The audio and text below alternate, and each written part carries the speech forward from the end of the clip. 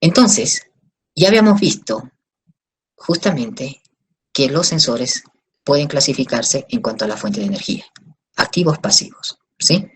Ya habíamos dicho que los activos son aquellos que producen su propia radiación, ejemplo radar o LIDAR también.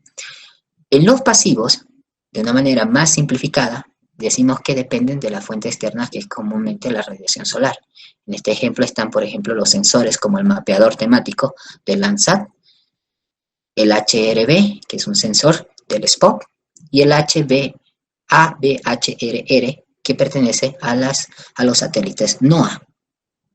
Entonces, pero además de eso, también podemos clasificar a los sensores en función de la región espectral de observación.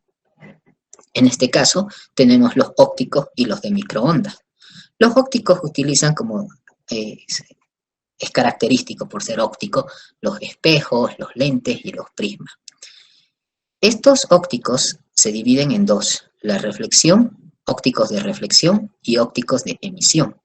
Los ópticos de reflexión, ellos obviamente captan radiaciones de longitud de onda de 0.38 a 3 micrómetros, ¿sí?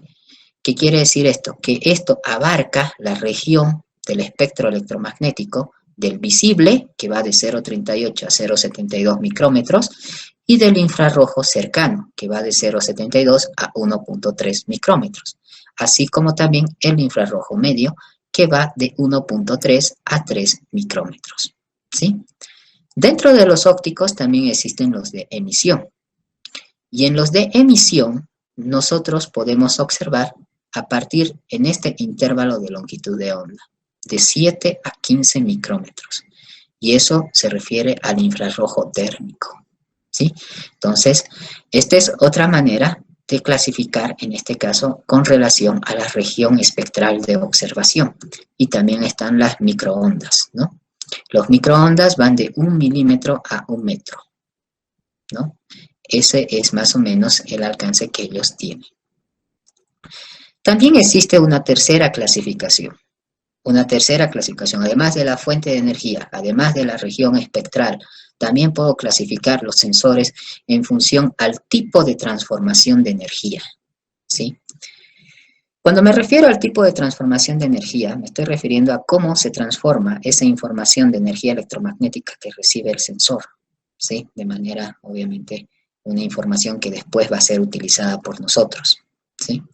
Entonces, existen los que se conocen como los sin mapeamiento o no mapeadores, así como se pronunciaría, ¿sí? O los que no generan imágenes, ¿sí? En este caso, este tipo de sensores generan informaciones bastante precisas y puntuales en forma de dígitos o gráficos, ¿sí? Los equipos típicos que están dentro de esta clasificación de sensores son los radiómetros, ¿sí? Que algunos radiómetros obviamente poseen algunas bandas bastante largas, ¿no? O bastante anchas, si queremos llamarlas así. Y también están dentro de esta clasificación los instrumentos denominados espectroradiómetros, ¿sí? Que contienen varias bandas estrechas, así como en el caso que estábamos viendo de los multiespectrales y hiperespectrales, ¿cierto? Son bandas más estrechas, más cortaditos, digamos, ¿no? Entonces, ese es el detalle. Entonces, dentro de los que no ofrecen, digamos, imágenes, o no ofrecen, en este caso, un mapeamiento, están pues estos dos instrumentos, los radiómetros y los espectroradiómetros, ¿sí?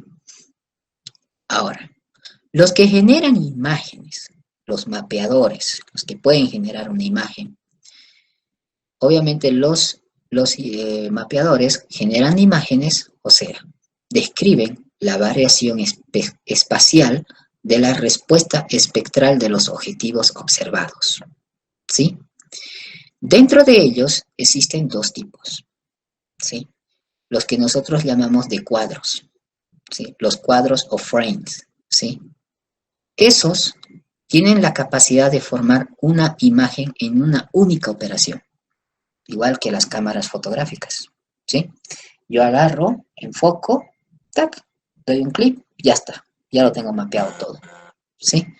Tengo tanto filas y columnas mapeado, ¿ok? Entonces, ese es uno de los tipos que nosotros tenemos. Y después están los que hacen barrido o escaneo, así como se los llama, ¿sí?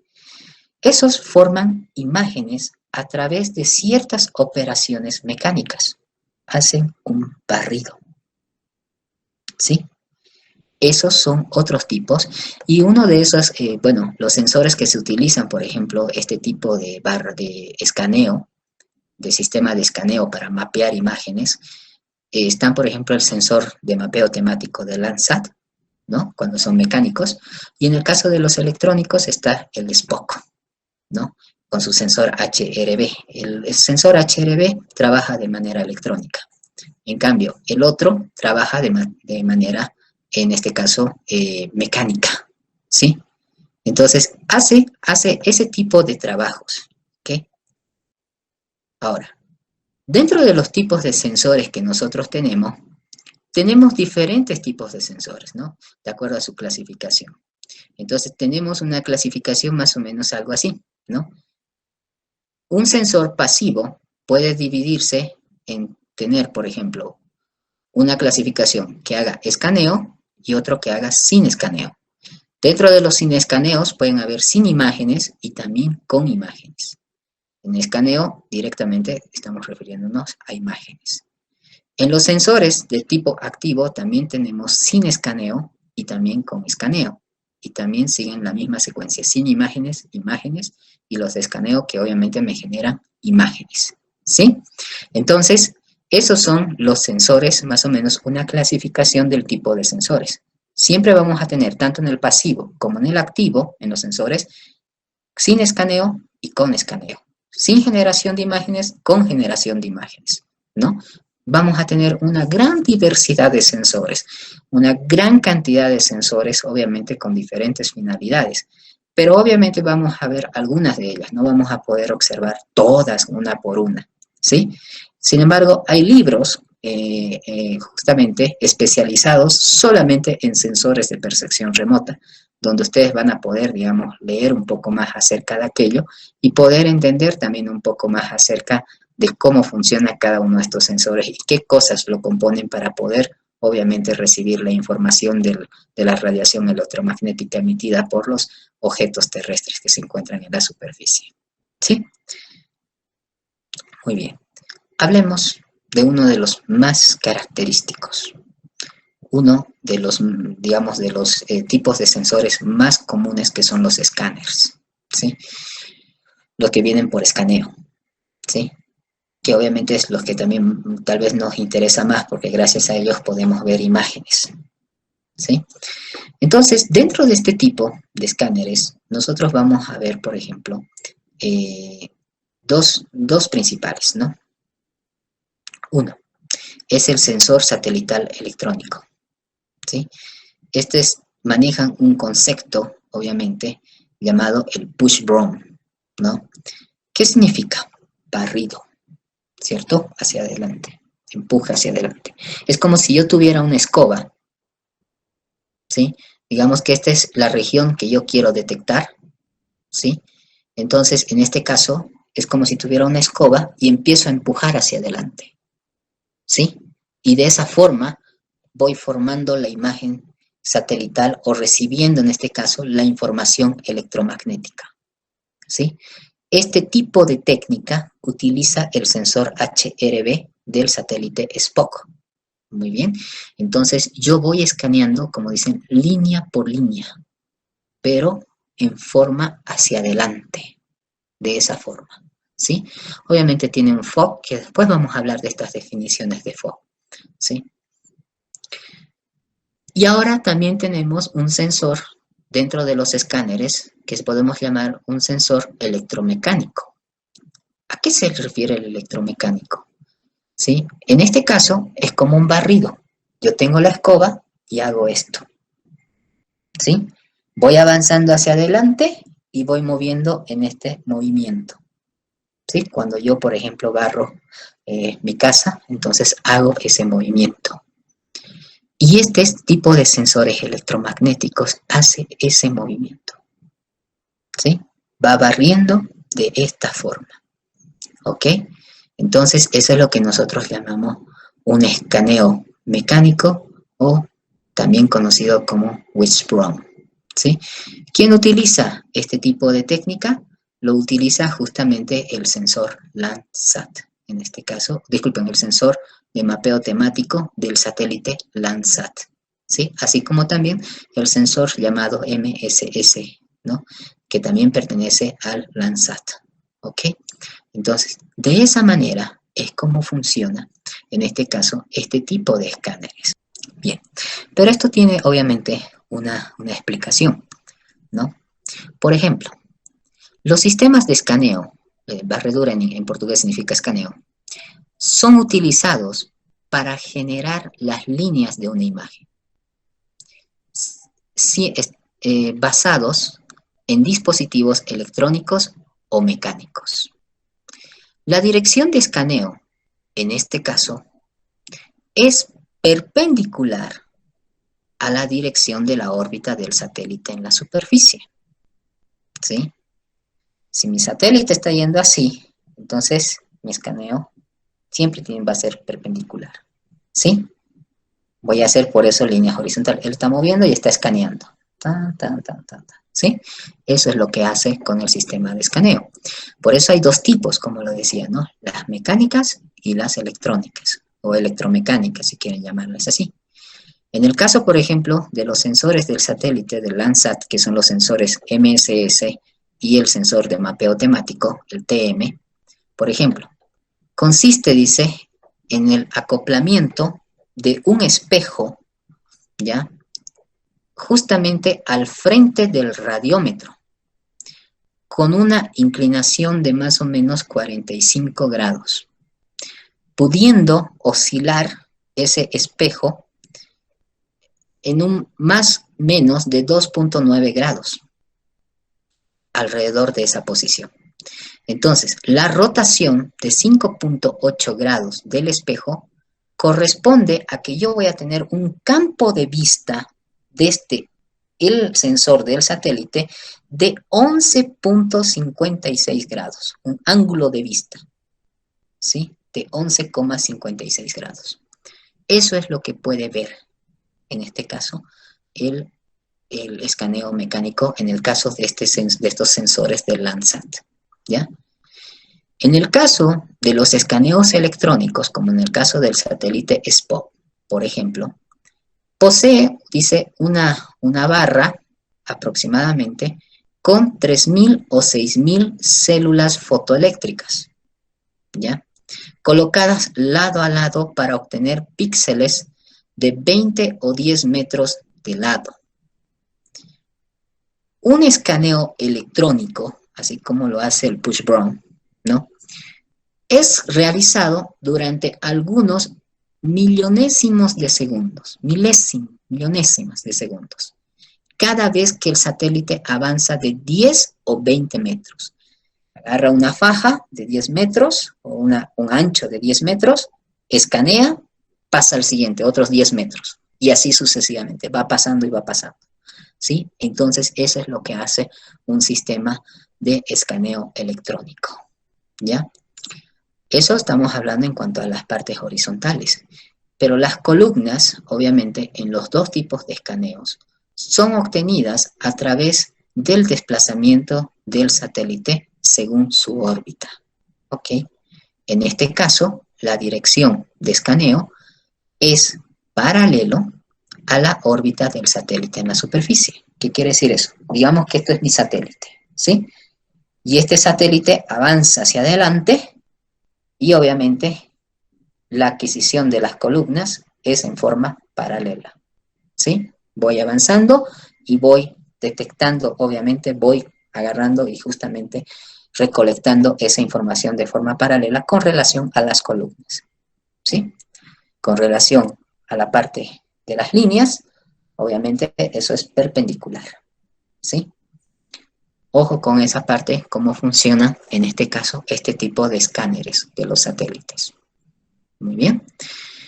Eso simplemente como un complemento a la teoría para que se quede más claro cómo es que funcionan estos sensores en el espacio, ¿no? No es que están aparentemente tan, o sea, no es, digamos, algunos sensores tienen movimiento, ¿sí? Otros obviamente no.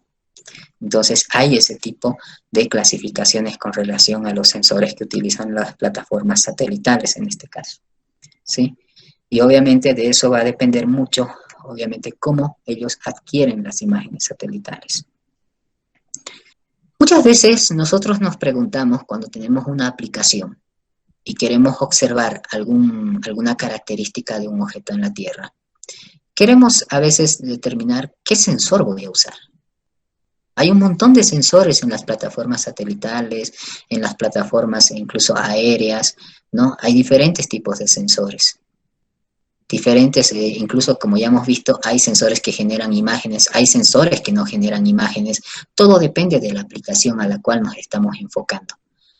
Y muchas veces lo primero que nosotros tenemos que hacer antes de ir a procesar la imagen es saber qué imagen yo necesito y por tanto, además de saber qué imagen, qué información necesito y qué sensor debo utilizar para poder, obviamente, determinar cuál sensor voy a utilizar. ¿Sí? Eso es muy importante saber. Exactamente, primero identificar tu problema, identificas tu problema, ves qué sensor o cómo yo puedo detectar ese problema, primeramente. Después de eso, obviamente tengo que ver las características técnicas de los sensores que están en el espacio y posterior a eso, obviamente tengo que ver cuál sensor al final voy a utilizar para detectar aquello, ¿sí? Y todo se basa justamente en algunas características físicas que nosotros tenemos que tomar en cuenta para la detección de ciertas características. En el caso, por ejemplo, de objetos, para nosotros es muy importante tener la firma espectral de lo que queremos observar, ¿sí? Esa curva de reflectancia con la longitud de onda, ¿sí? Como ya les hemos visto al inicio de la clase, esa curva es tal vez la más importante para nosotros porque es como su identidad del objeto en función del espectro electromagnético. Muy bien, entonces eso es bastante importante que nosotros lo consideremos. Muy bien, ok. Veamos un caso de ejemplo. ¿Cómo detecto un incendio? ¿Cómo puedo detectar un foco de calor desde el espacio? ¿Cómo hago la detección de un foco de calor? Con un sensor. ¿Sí? Recuerden que el sensor que está arriba en el espacio recibe ondas, en este caso, ondas de radiación electromagnética. No es que no es una cámara fotográfica común y corriente, ¿sí? No es eso, sino que él detecta la radiación electromagnética con los sensores que lleva, que pueden ser espectroradiómetros, radiómetros, ¿no? Y mapea esas señales que él recibe. Pero, ¿cómo detectamos un incendio? Primeramente, a ver, vamos a hacer la consulta acá, a todos ustedes para que participen también. Ya, yo quiero detectar incendios, que es muy común ahora, hoy en día, por lo menos en la región tropical, está ocurriendo en estos meses una gran cantidad de incendios. Entonces, el problema es detectar un incendio. Muchos han dicho la firma espectral. Muy bien, la firma espectral, excelente. Pero hay un pequeño detalle en la firma espectral de un foco de incendio o de una flama, ¿no? Del fuego, en realidad. Él tiene una temperatura característica, una emisión de radiación que está dentro, obviamente, de lo que nosotros conocemos como la radiación térmica, ¿sí? Entonces, nosotros, más o menos, a ver, ustedes díganme, alguien que tiene tal vez un poco de idea, ¿cuál es la temperatura del fuego? Un promedio, un estimado. ¿Cuánto será la temperatura de, de algo que genera calor como el fuego? ¿Cuánto creen que es la temperatura?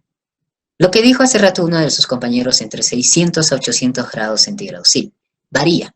Depende mucho, obviamente, de lo que se esté quemando, ¿sí?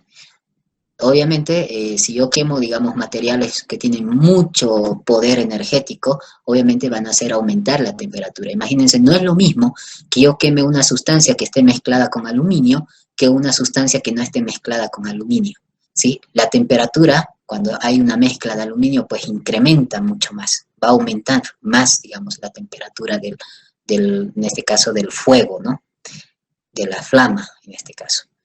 Pero en el caso, digamos, de un incendio forestal, más o menos la temperatura tiene un aproximado de 800 grados centígrados.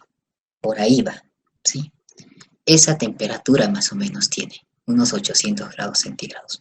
Entonces, dentro de la firma espectral, si hago con mi espectrómetro, seguramente voy a tener un pico en esa faja térmica, ¿sí?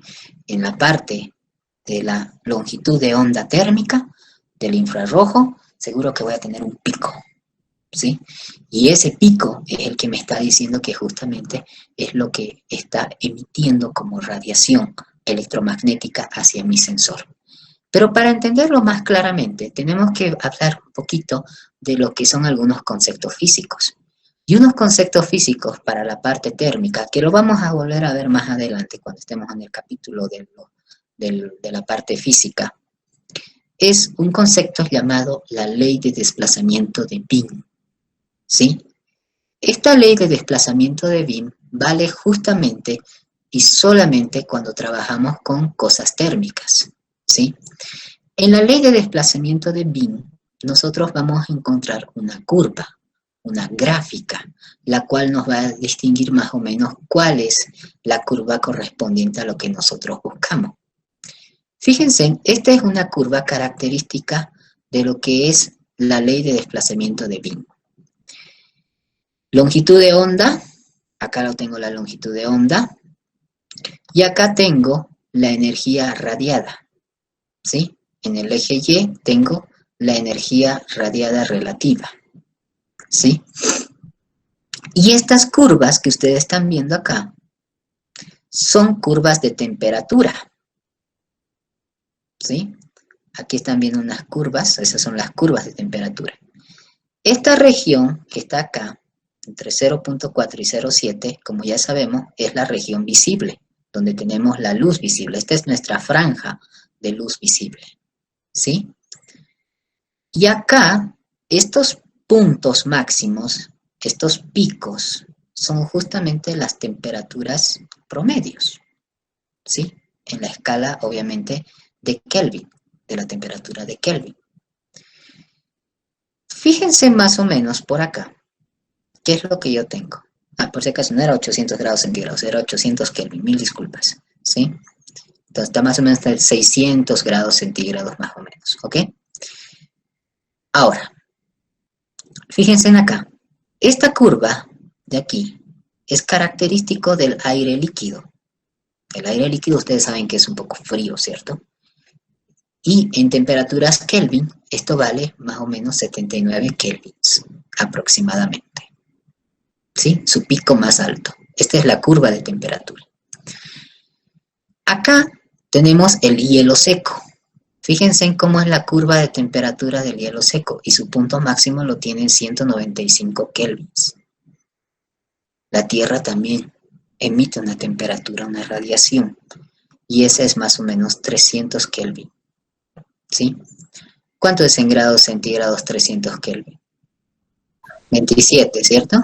Porque recuerden que la escala de conversión de temperaturas tenemos que quitarle 273, ¿cierto? Para hacer la conversión a grados centígrados aproximadamente, ¿cierto? Entonces tengo más o menos 27 grados centígrados aproximadamente es la temperatura promedio de la Tierra, ¿no?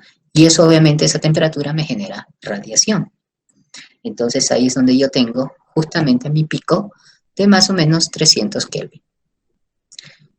Ahora, un objeto caliente al rojo vivo, más o menos me genera una temperatura de 800 Kelvin, ¿sí? Que es más o menos lo que me decía hace rato uno de sus compañeros, entre 600 a 800, claro, pero depende mucho de la composición, ¿sí? Por lo menos, más o menos, los incendios forestales, recalco, estaba hablando en grados centígrados, Es más o menos está por los 600, por ahí, digamos, ¿no? Un poquito más arribita, digamos. ¿Ok? Grados centígrados. El filamento de tungsteno, el que usa, obviamente, algunas lámparas, puede calentar hasta más o menos 3000 kelvins. Esta es la curva de temperatura. Y el Sol, nuestro Sol, nos emite 6000 kelvins, ¿sí? Esta es nuestra curva. Nosotros agarramos, obviamente, esta curva y decimos, como es un incendio, vamos a asumir por un momento que tenemos un objeto caliente en tono rojo, y el cual en la escala Kelvin me da 800 Kelvin, ¿sí? Por si acaso no se dice 800 grados Kelvin, ¿cierto? Solamente 800 Kelvin. Perfecto. Ok. Ahora, vamos a lo siguiente. Esta es la ecuación de la ley de desplazamiento de Wien, ¿sí? Aquí ustedes están viendo que aquí está una letra que se llama lambda. Esta lambda representa la longitud de onda máxima. Lo máximo es justamente estos picos que ustedes están viendo acá, ¿sí? Acá hay unos picos. Entonces, eso es lo máximo. Y esto es igual a una constante, ¿sí? Una constante que le vamos a llamar K, por un momento, sobre la temperatura para esta longitud de onda máxima que tenga ese objeto, ¿sí? Entonces, a esto de acá, a esta ecuación sencilla y simple, se le llama la ley de desplazamiento de Wien, ¿ok? Más adelante, cuando llegamos al capítulo de los principios físicos, vamos a volver a hablar de esta ecuación, ¿sí? Obviamente con muchos más fundamentos. Esta constante K, que es de la ley de desplazamiento de Wien, tiene obviamente un valor, y ese valor vale 2898 micrómetros por grado Kelvin. Este es un valor constante, es como la gravedad, es un valor que lo voy a usar en todo lado, ¿sí? Vale 2898 micrómetros Kelvin, ¿ok? No va a cambiar esto.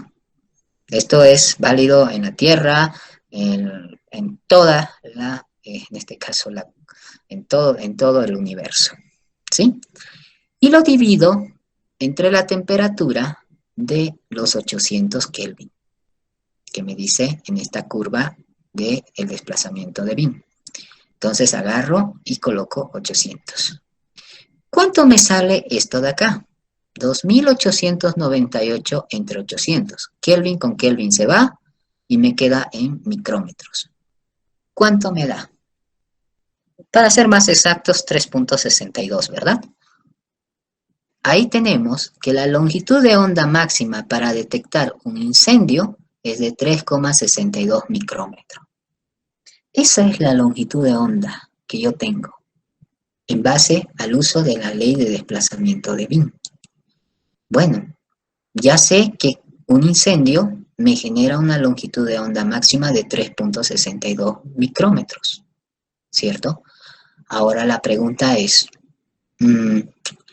¿cómo yo puedo agarrar y obviamente definir en base a ese dato que ya he encontrado, que ya lo he vuelto en una ecuación y que ya le he dado un parámetro físico, en este caso que es la longitud de onda, y yo sé que mis sensores lo único que saben detectar son longitudes de ondas, ¿sí? Es lo único que ellos saben detectar. Ahora, tengo que buscar un sensor que me determine esto, ¿sí? Entonces, vamos acá. A ver, un segundito. Dice 362 micrómetros. Muy bien. Fíjense, ahora, yo agarro esta curva, ¿sí? Más o menos, esto de acá, esto me muestra la emitancia, ¿sí? Este es un parámetro que más adelante vamos a ver cuando veamos los principios físicos, qué significa exactamente la emitancia radiante espectral. Esto se mide en watts, metro cuadrado, micrómetro, ¿sí? Es una curva así de tipo logarítmica. Ahora, acá están las temperaturas. ¿Sí? Aquí están las temperaturas, 5777 Kelvin, 3000 Kelvin, 1000 Kelvin, 500 Kelvin, 300 Kelvin, ¿cierto? Aquí está la longitud de onda en micrómetros. Aquí está la región visible, como ustedes pueden ver, ¿sí? Y a este otro lado está la radiancia espectral, que tiene unidades de, obviamente, de watts, metro cuadrado, micrómetros y estéreo radián. ¿Sí? Esta es otra unidad. Estéreo radián. Entonces, la curva debe estar pues entre este 1000 y 500, ¿cierto? Por acá debe estar más o menos esa curva de 800 Kelvin. Y seguramente debe coincidir con los 3.6 micrómetros. Bien. Entonces, ahora, ¿qué es lo que vamos a hacer a continuación? Sabemos que es 3.6. Entonces, nos vamos a un catálogo de sensores. Supongamos los sensores ABHRR. Estos sensores, como ustedes están viendo acá, vamos a ver el caso de dos satélites que ya no funcionan, obviamente, pero que tenían estos sensores, el NOAA-14, ¿no? Y el NOAA-16. Ahí tenemos el ABHRR2 y el ABHRR3. Ellos tienen canales, ¿sí? Tienen canales espectrales. Fíjense, el NOAA-14 tenía 1, 2, 3, 4, 5 canales. Y cada uno tenía un intervalo, ¿sí? Un intervalo espectral, en este caso. ¿Ok? El NOAA-16 ABHRR3 igual, tiene varios canales, canal 1, canal 2, canal 3, aquí tiene 6 canales aproximadamente, solo que el canal 3 lo divide en 2, ¿sí?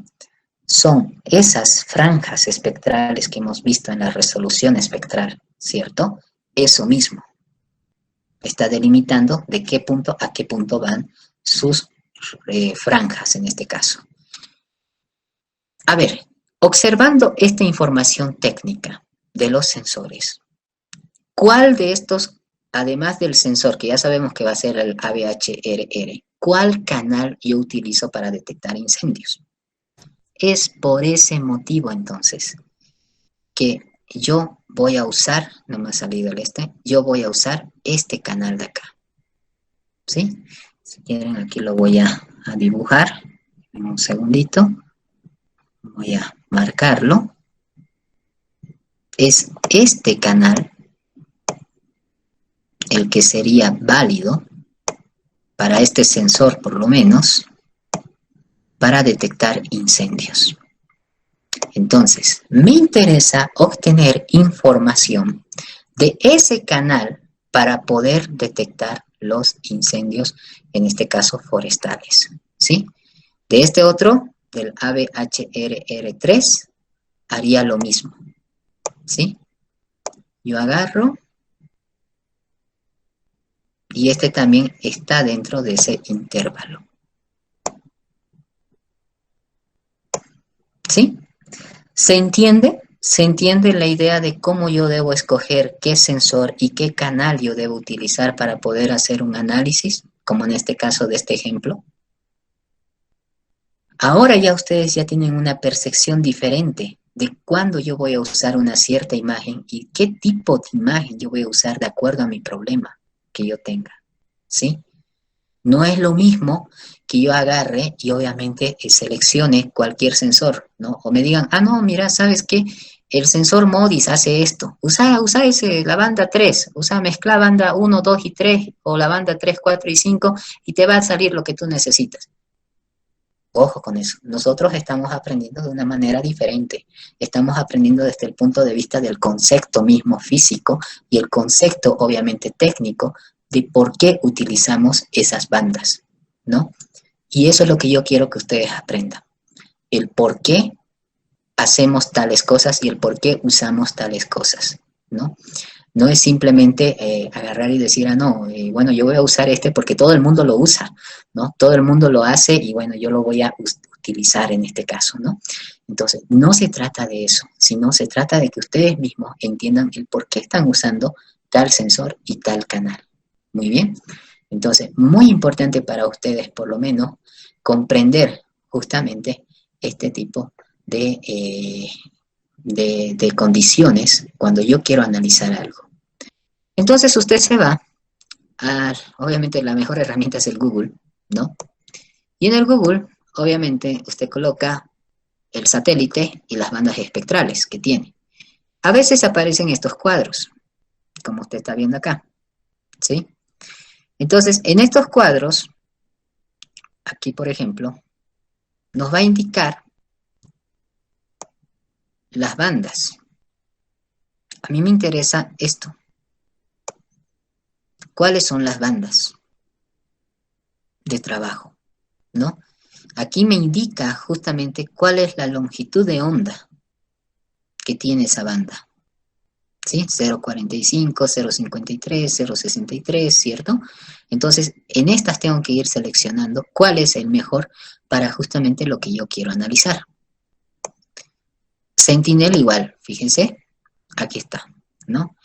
Aquí tienen las diferentes bandas o canales que lo utiliza y obviamente las resoluciones que tiene y también obviamente la longitud. Bueno, aquí me dice la longitud de onda central, no me está diciendo el ancho, digamos, pero seguramente hay otro lugar, otra página donde me puede decir con más claridad cuál es el intervalo de longitud de ancho de banda que yo puedo utilizar, ¿sí? Y además acá un poco ya me está diciendo cuáles son los sensores que utiliza, ¿no? El Venir, el SWIR, ¿no?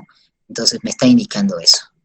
Esa información la tienen que buscar obviamente en la información técnica del satélite, ¿sí?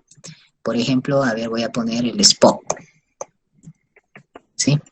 SPOT, y seguramente me va a aparecer aquí las bandas. Aquí está, ¿no?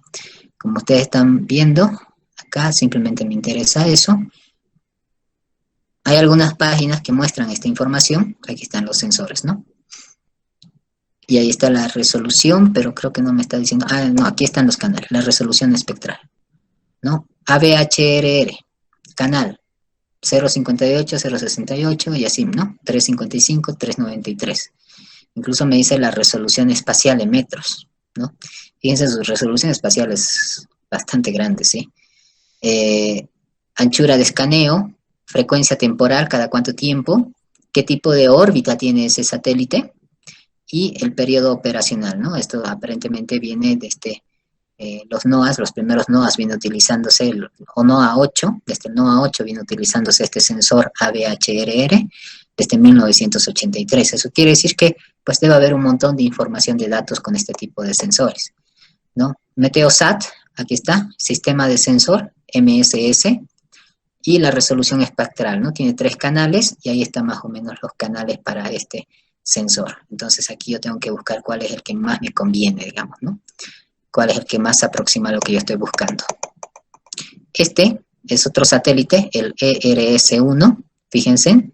Este tiene un sensor de radar, de apertura sintético, pero también tiene este sensor, el ATSR. Fíjense la resolución espectral. Este seguramente que sirve para detectar los incendios. 3.55 a 3.93. ¿Sí? Entonces tendría que usar el canal 2 de este sensor. Y tiene una resolución especial de 1000 por 1000 metros, ¿no? O sea, de 1 kilómetro. Es un poco mejor que los anteriores, digamos, ¿no? Y esto, claro, su frecuencia temporal es lo malo. Tiene cada 35 días. En cambio, el otro era cada 6 días, si no me equivoco, ¿no? Y la anchura de escaneo es de 100 kilómetros, ¿no? Bueno, ya no está en operación, lamentablemente, ¿no? Esto fue hasta el año 2000, aparentemente. ¿Ok? Entonces, este tipo de información es lo que ustedes tienen que buscar. Y entonces ahí ustedes van a encontrar exactamente con qué canal van a trabajar o con qué sensor van a trabajar. Porque aquí, mire, me está mostrando los diferentes sensores que tiene ese satélite. Entonces acá yo tengo que ver más o menos cuál se está relacionado o cuál es el mejor que yo puedo usar. En el Envisat, por ejemplo, fíjense, acá tengo igual, tengo varios sensores, ¿no? Tengo el MERIS, tengo el ASTRC también, que es el mismo de los anteriores, utiliza nuevamente el canal 2, ¿no? Este está en funcionamiento aparentemente, ¿no? y hace una revisión cada 6 días. Está a una altitud orbital del satélite a 800 kilómetros, ¿no? El Iconos, acá, fíjense, este es el Iconos. Aparentemente ninguna me sirve para detectar incendios, ¿no? Fíjense que no está dentro de los valores que nosotros hemos encontrado, ¿cierto? El QuickBird, tampoco, ¿no? Ninguno me sirve. ¿Ok? Y bueno, acá hace una explicación del mapeador temático de las bandas espectrales. Fíjense, en cada banda espectral tiene una característica interesante.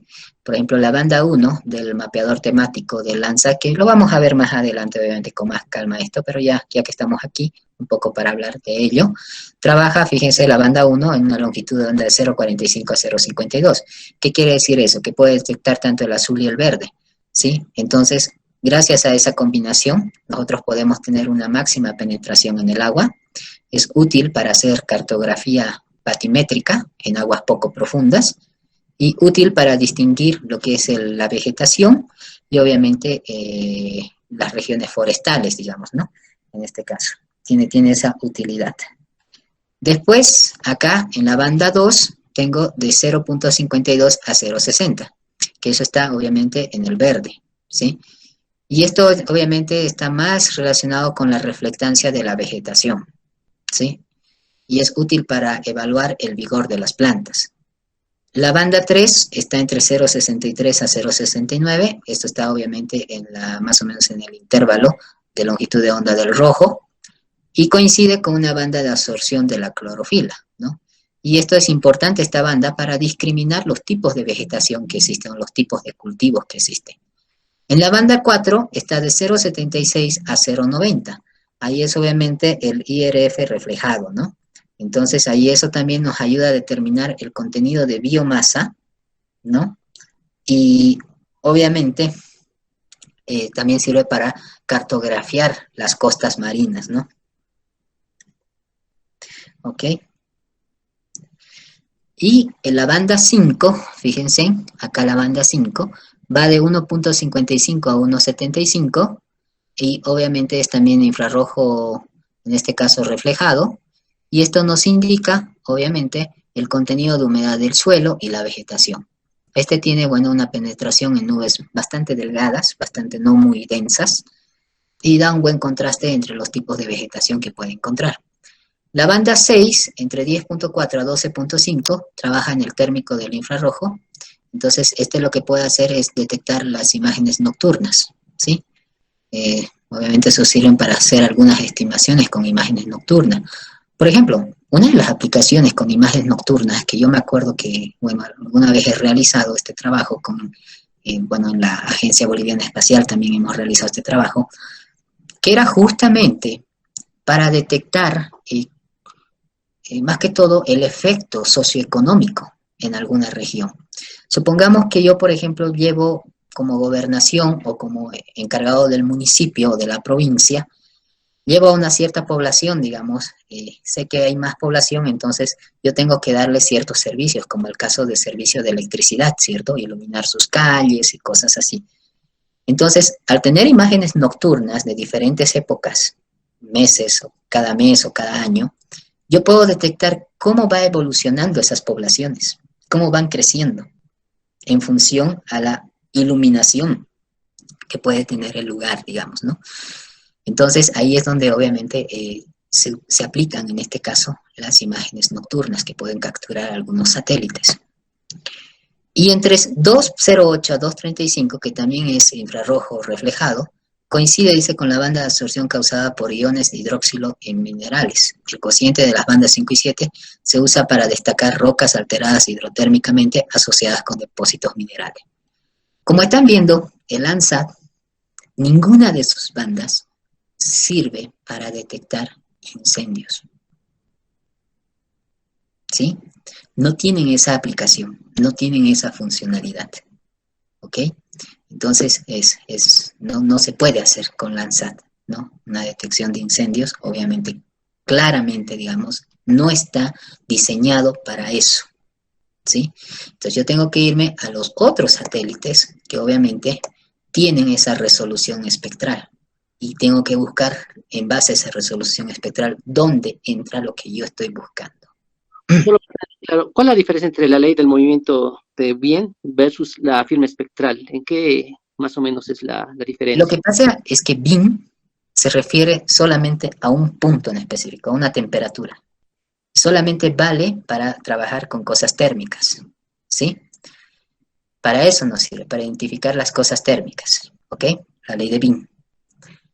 Pero si nos vamos al visible, al espectro visible, lo que nosotros vemos, ahí sí ya tenemos que trabajar con nuestras firmas espectrales, ¿sí?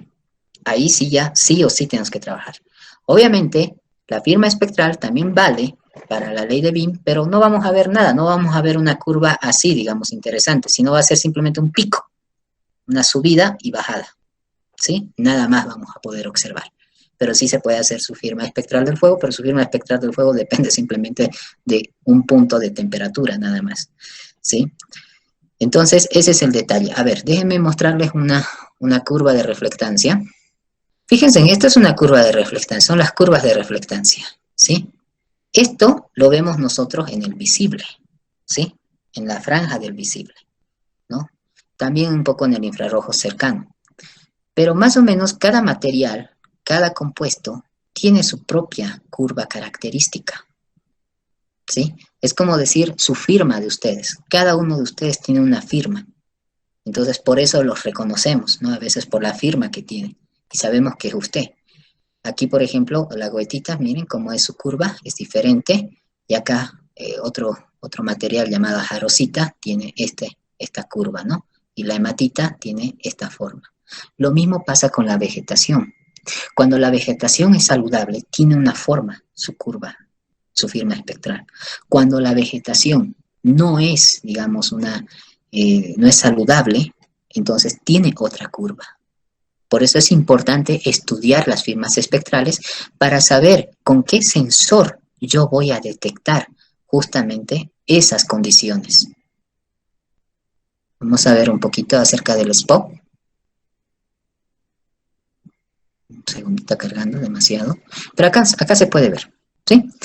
Aquí me dice, mire, aquí hay varios SPOC. SPOC 4, SPOC 5, SPOC 6, 7 y las famosas Pleiades, ¿no? Esos son los satélites, ¿ok? Ellos utilizan aparentemente este tipo de bandas espectrales. Ya creo que cargo acá. Así, aquí está. Bueno, así es el satélite, ¿no? Este es el SPOC. ¿Ok? Así más o menos tiene su forma. Y aquí es más o menos cómo ha ido evolucionando, ¿no? Es más grande el SPOC 5, obviamente, ¿no? Pero lo que me interesa mostrarles a ustedes es esta parte de acá, ¿no? Que creo que mejor se ve acá, ¿sí? Fíjense, acá me está diciendo la resolución que tienen sus sensores. Dice 10 metros en el pancromático y obviamente en el otro sensor, el MS, tiene 20 metros. El SPOC 5 mejoró obviamente el pancromático y obviamente también el MS. Y así sucesivamente ha ido mejorando el sensor en el SPOC 6, 7. Ahora, en las Pleiades, obviamente el pancromático está con 50 centímetros y el MS está con 2 metros. Ahora vamos a ver las bandas espectrales o la resolución espectral. Aquí está la resolución espectral de cada uno de ellos, ¿sí? En el pancromático de cuánto a cuánto va, en el verde, en el rojo, en el infrarrojo cercano, ¿no? Y también para el sensor SWIR, ¿no? Entonces acá también tenemos obviamente las características técnicas. Ahora, aquí dice profundidad de bit. Es lo mismo que decir resolución radiométrica, por si acaso, ¿ya? Esta es la famosa resolución radiométrica. Miren cuánto dice acá, 8 bits. SPOC 5, 8 bits. SPOC 6 y 7, 12 bits. Pleiades, 12 bits. ¿Sí? Esto nos está hablando de la resolución radiométrica que tiene, ¿no? El ancho de imagen, obviamente el ancho de captura es de 60 kilómetros, 60 kilómetros, 60 kilómetros, 20 kilómetros. Mejoró mucho en las Pleiades, obviamente. La revisita, o sea, esta es la resolución temporal, ¿sí? Lo hace de 1 a 3 días, aquí también lo hace de 1 a 3 días, y esto lo hace diariamente, y también las Pléyades lo hace de forma diaria, ¿sí? Entonces, eso es lo que nosotros tenemos, ¿ok?